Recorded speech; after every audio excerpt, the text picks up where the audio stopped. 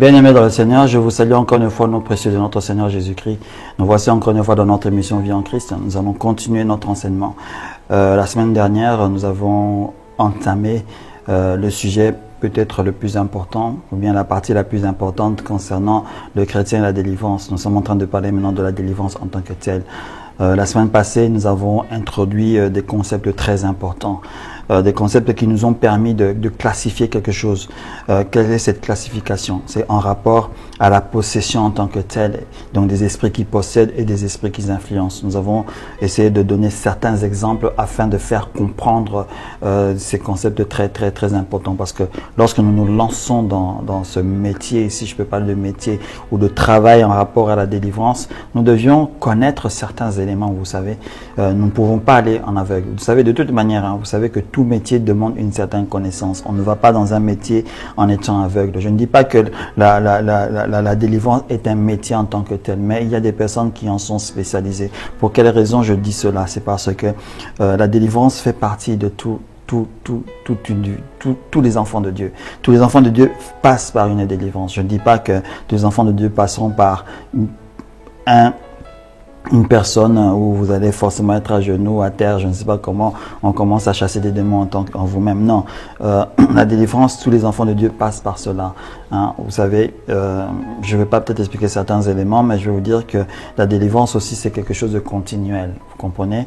Parce que, comme je vous ai dit la semaine passée, il y a la possession à plusieurs strates en tant que telle. Hein. Elle est physique, ne l'oubliez pas aussi. Elle est psychologique, elle est physiologique. N'oubliez pas que si vous ne comprenez pas cela, vous ne comprenez pas aussi certains termes, certaines explications que je vais vous dire. Comme par exemple aujourd'hui, si je vous parle que la délivrance, elle est continuelle, vous devez comprendre cela par rapport à l'âme en tant que telle qui se renouvelle constamment. C'est-à-dire que lorsqu'elle est éclairée sur quelque chose, elle est délivrée de quelque chose. Vous comprenez? Là, on parle encore de délivrance. C'est pour vous dire encore quoi? On ne parle pas simplement de délivrance quand on parle de démons en tant que tel. Non, la délivrance n'est pas toujours associée à des démons. Okay? Aujourd'hui, dans notre série, nous parlons de délivrance en rapport aux esprits, en rapport aux démons en tant que tel aussi. On ne traite pas la délivrance par rapport à cette liberté de la conscience qui est réveillée par des vérités et des réalités. Parce que les Écritures nous réveillent tous les jours qu'on la lit. Et lorsqu'elles nous réveillent de quelque chose, elles nous libèrent de quelque chose. C'est pour ça que le Seigneur Jésus l'a dit. Hein, vous connaîtrez la vérité. Elle vous rendra libre. C'est-à-dire que vous êtes délivré de quelque chose. Vous êtes délivré de quelque chose que vous ne saviez peut-être pas, qui vous renfermait dans un comportement ou dans une manière de penser, dans une manière de vivre. Cela aussi est une délivrance. Mais lorsque nous entrons maintenant dans le seuil spirituel de tout cela, vous allez voir qu'il y a un type d'esprit qui est derrière cela. Pour quelle raison le Seigneur Jésus avait utilisé le terme de délivrance? Je viens de vous dire maintenant que c'est en rapport au fait que vous renouvelez votre intelligence et que vous écoutez la parole de Dieu qui vous réveille. Oui, c'est quelque chose qui est vrai. Elle va vous réveiller de quelque chose. Mais elle va vous réveiller de l'influence d'un esprit. Raison pour laquelle, au début, j'ai parlé que la possession, non seulement elle est physique, mais elle a ce domaine spirituel, elle a ce domaine d'influence en tant que tel. Raison pour laquelle, pour mieux expliciter cela, dans la semaine passée, j'ai insisté sur les esprits de famille. Parce que c'est avec les esprits de famille que l'on comprend facilement ces deux strates de la possession. De la possession physique d'une personne et de la possession d'influence, du travail d'influence qu'ont les esprits.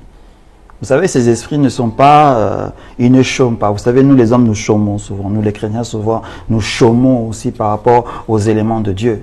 Mais nous faisons souvent une erreur en chômant par rapport aux éléments du Seigneur. Parce que les esprits, eux, ces démons, eux ne chôment pas. Ils sont en activité tous les jours. Le Seigneur Jésus nous a dit, par rapport aux apôtres, que le lion, il est là, il rugit et il rôde. Un lion rugissant qui rôde. Donc, c'est-à-dire qu'il cherche. C'est-à-dire qu'il continue à rôder jusqu'à ce qu'il voit la personne la plus faible sur qui il pourra sauter. Les esprits impurs sont aussi comme cela. Lorsqu'ils tournent, lorsqu'ils rôdent là, en fait, ils font leur influence. Parce que le lion, lorsqu'il tournait, vous le voyez tourner, vous pouvez avoir peur.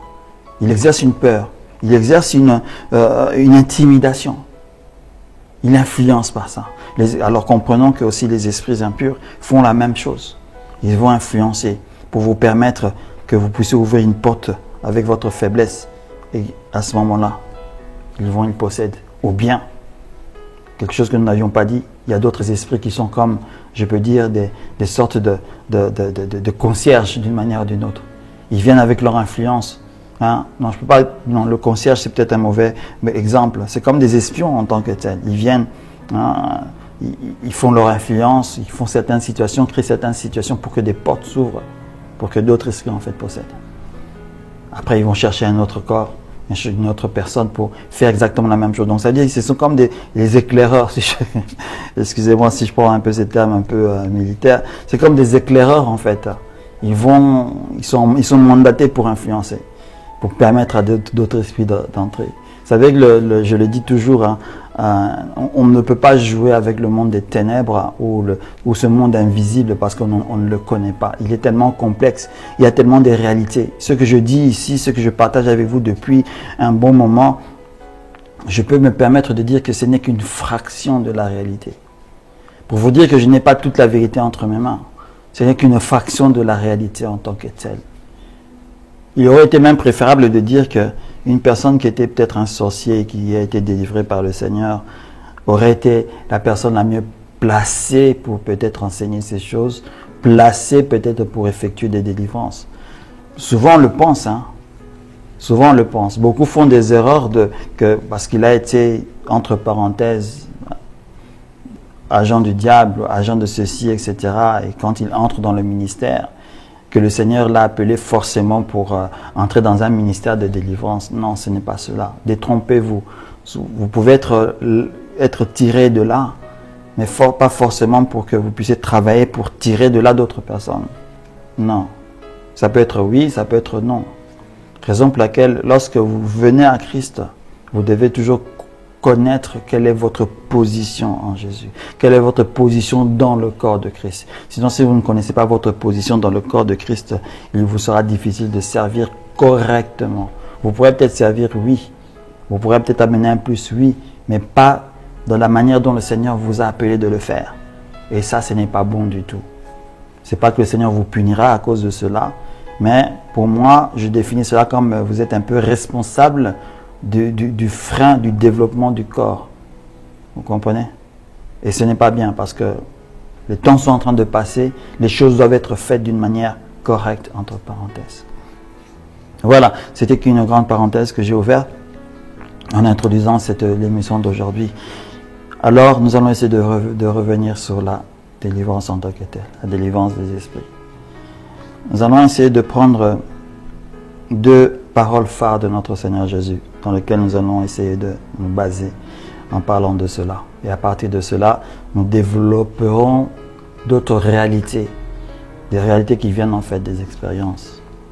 La première phrase, ou le premier enseignement du Seigneur, c'était que, j'en ai parlé plusieurs fois, que lorsqu'une personne est délivrée, l'esprit qui était dans cette personne-là, dans cette maison, parce qu'il parlait de maison qui était en fait un symbole, l'esprit qui était dans cette maison il cherche cet esprit plus puissant de lui et il revient pour prendre possession de cette maison-là. Il y a l'autre parole où le Seigneur avait dit quelque chose de direct en fait à ses disciples. Pourquoi? Parce que, souvenez-vous, il a dit que je vous donne l'autorité. Je vous donne l'autorité de chasser les démons, de chasser les esprits, de marcher sous les scorpions et autres, etc. Les 70 sont partis, ils ont fait tout ce qu'ils ont fait. Mais il y a un événement qui s'était produit. Je pense que c'était un homme ou une femme qui était venu au Seigneur Jésus et a dit, écoutez, tes disciples sont venus chez moi, écoutez, il y a mon enfant qui est possédé là, etc. Parce que moi, je n'en peux plus, dans ma famille, on n'en peut plus. On est allé chez tout le monde, on a vu les mandones, on a vu les ceci, etc. Personne n'est en train de délivrer. Tes disciples viennent avec toute l'autorité qu'ils ont, ils ont dit qu'ils ont reçu l'autorité, ils pouvaient le faire. Ils ont tenté toute la nuit, etc. Rien n'est fait. Alors le Seigneur Jésus intervient et il leur dit, vous êtes des gens de peu de foi. Ce genre de démons, vous ne pouvez que les chasser que par le jeûne et la prière. Donc, ces deux exemples sont des exemples de base. Le deuxième exemple avec du Seigneur Jésus-Christ pour vous dire que il y a certains esprits qui réclament ou qui demandent en fait beaucoup de travail de la part de la personne qui va pratiquer la délivrance. Il y en a d'autres non. On va parler du premier point. Le premier point en tant que tel, en rapport à l'autorité qui nous a été donnée. J'ai insisté sur cela dans différents épisodes. Lorsque vous êtes un chrétien en Jésus, n'oubliez jamais cela. Écrivez cela sur votre front, sur votre main, sur je ne sais pas où, mais retenez cette réalité. Vous avez l'autorité de chasser les démons. Mais vous devez reconnaître qu'il y a un démon quelque part, qu'il y a un esprit quelque part que vous devez chasser. C'est pour cela, souvenez-vous, je vous ai dit une chose très importante, que les esprits impurs peuvent être reliés à tous les péchés qui existent. Alors à tous les péchés, sans exception aucune.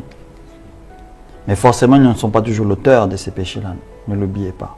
En connaissant cela, bien sûr, et par la révélation que le Seigneur peut vous donner, selon certaines circonstances, vous avez donc l'autorité de prendre autorité sur les esprits impurs, de les chasser d'un lieu. Parce que le Saint-Esprit, lorsqu'il est avec vous, vous n'êtes pas seul. Vous êtes mandaté avec des anges. Vous ne les voyez pas, vous ne les réclamez pas, mais sachez que c'est comme cela. Un enfant de Dieu, excusez-moi, un enfant de Dieu ne se promène pas seul. Sinon les ténèbres sauteront sur eux. Jamais il ne se promène seul. Déjà, par défaut, la promesse du Seigneur Jésus-Christ, le Saint-Esprit est là. L'autre réalité spirituelle, c'est qu'en fait, nous avons des anges avec nous. Et ces anges-là, ils ont un but. N'oubliez pas ce que dit la parole de Dieu. Ils servent, ils sont comme des serviteurs dans le ministère que nous sommes en train de faire. Donc, si tu vas faire une délivrance de quelqu'un, si en fait tu t'es rencontré dans une circonstance où tu devais en fait effectuer une délivrance. Souvent, on effectue des délivrances sans savoir qu'on en effectue une. Je vais vous donner un exemple très simple à comprendre. Lorsque vous priez pour quelqu'un qui est malade, vous ne savez pas forcément si sa maladie est due à une possession démoniaque. Je veux dire par là une possession d'un esprit. Ou si sa maladie est due à une circonstance physiologique. Ou même psychologique en fait. Vous ne le savez pas. Mais vous obéissez à la parole du Seigneur. J'ai autorité et je peux guérir les malades. Et lorsque vous dites que vous guérissez le malade, qu'est-ce que vous allez faire? Crois-tu que tu vas prendre...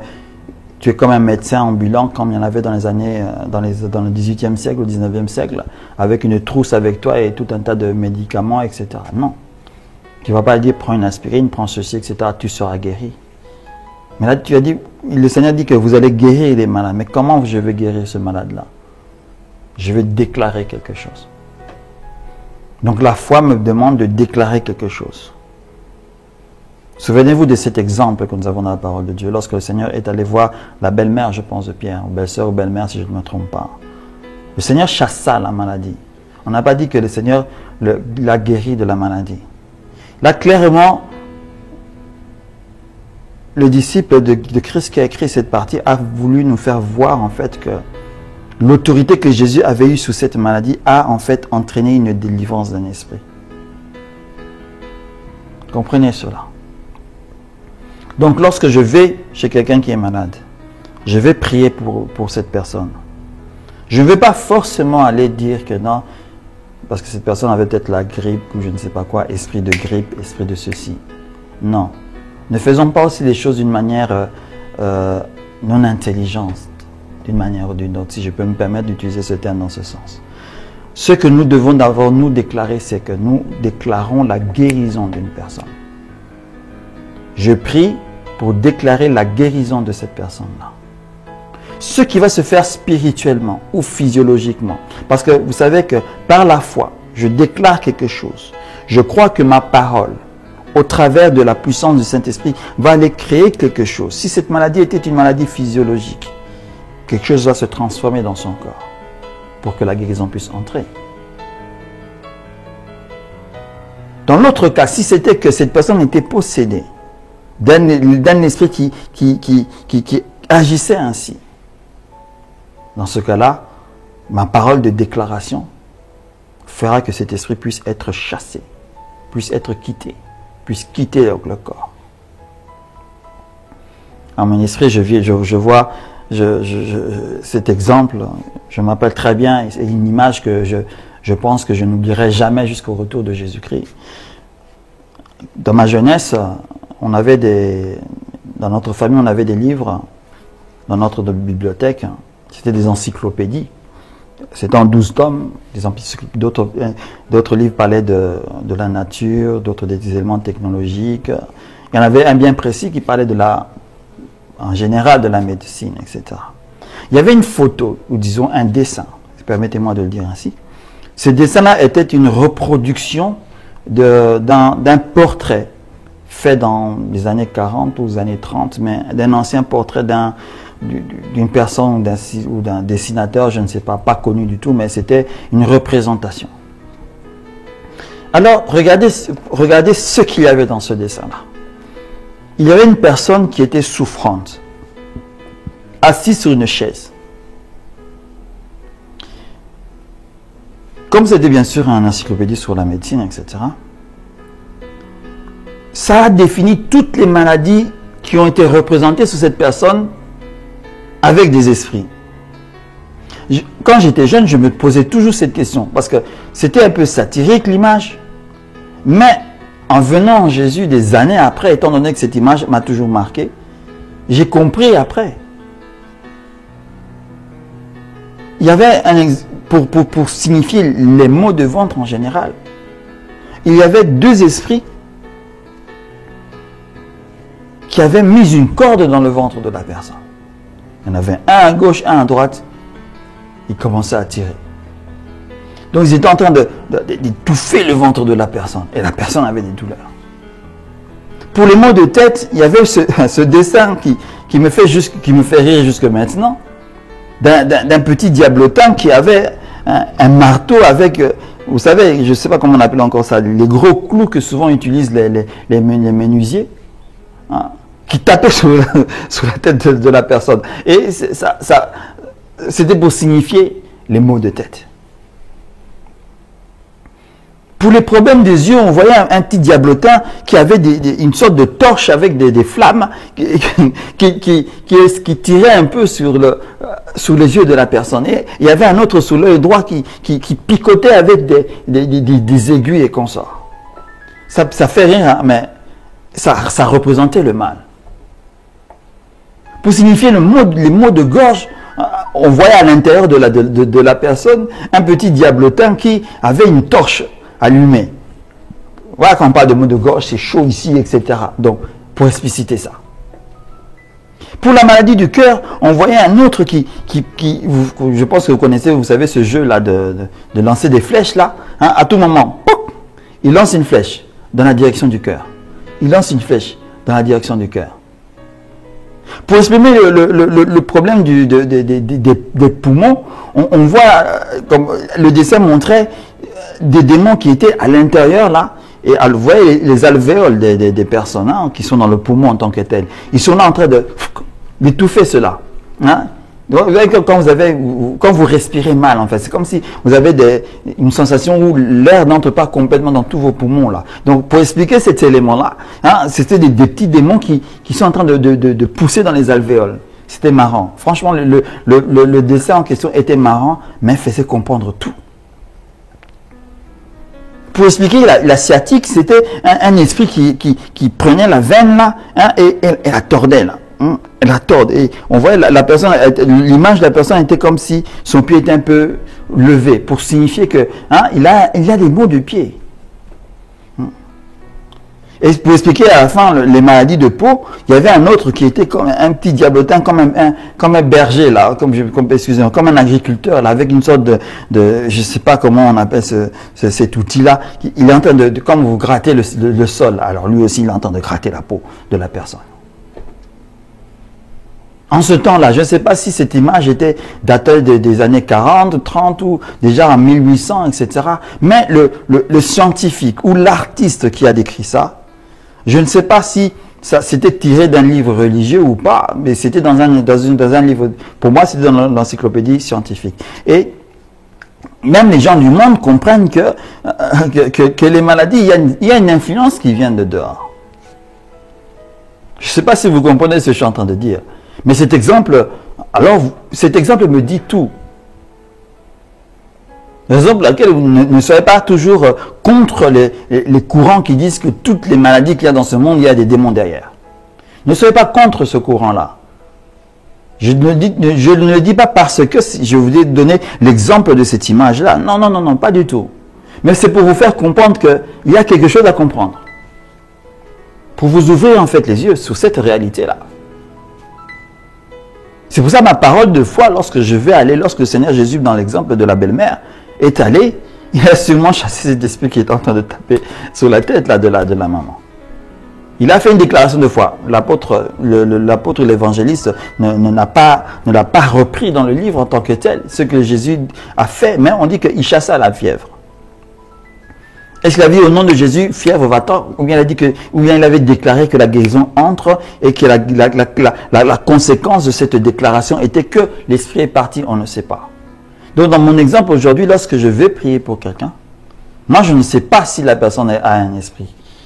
Moi je ne sais pas si c'est quelque chose de physiologique. Mais je vais prier et je vais faire des déclarations. Quel que soit ce qui va être fait dans le monde spirituel. Que ce soit une action dans son corps physiologique, que ce soit une action contre des esprits qui y étaient. C'est pas que cela ne me regarde pas, mais cela ne me regarde pas. Parce que j'ai obéi à l'autorité qui m'a été donnée. L'obéissance de cette autorité-là a fait que les esprits en question sont partis. Ou que l'un de ces esprits est parti. Je ne sais pas si on est en train de se comprendre, parce que ça, c'est l'élément la plus...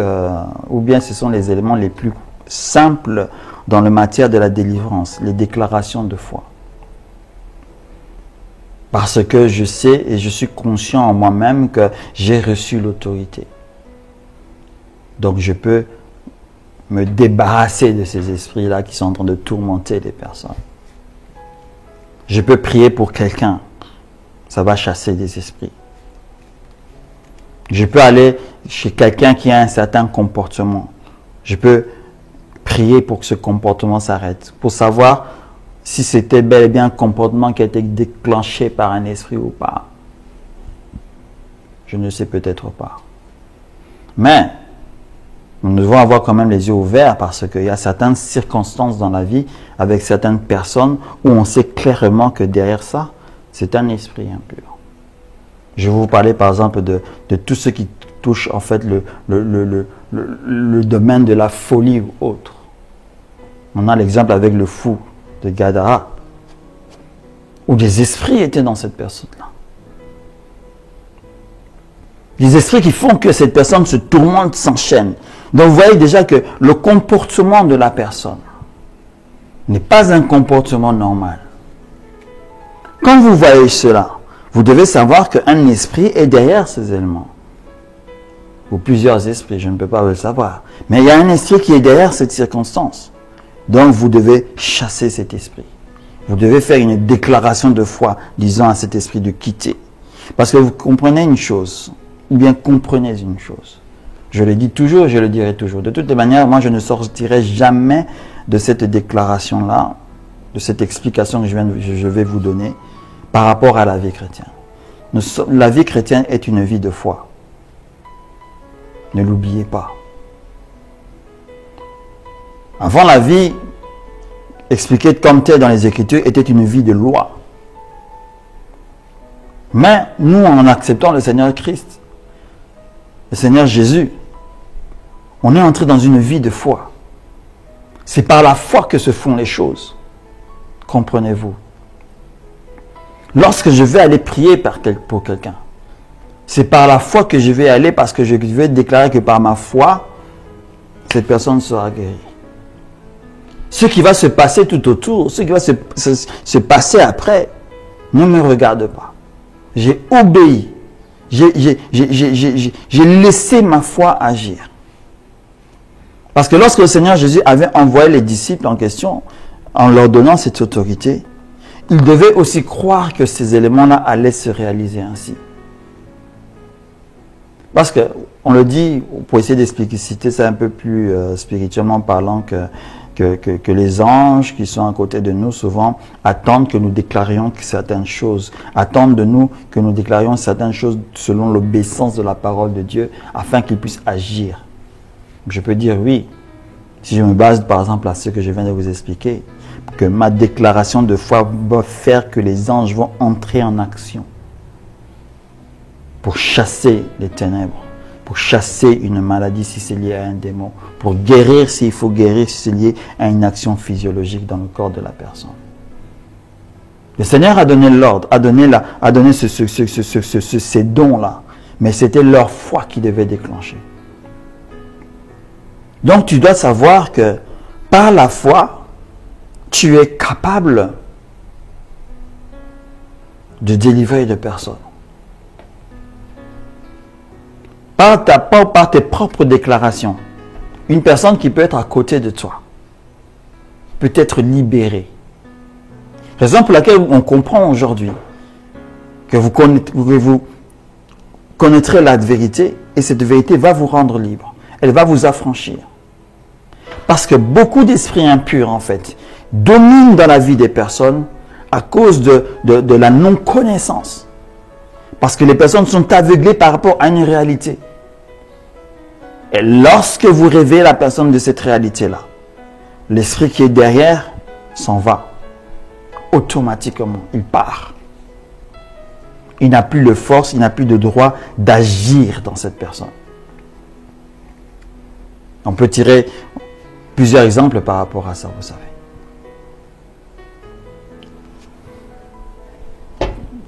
Le temps est peut-être court, mais c'était juste pour vous faire comprendre cette première partie. Nous allons essayer de continuer la semaine prochaine. En attendant, restez dans la paix du Seigneur. Au nom puissant de notre Seigneur Jésus-Christ. Amen.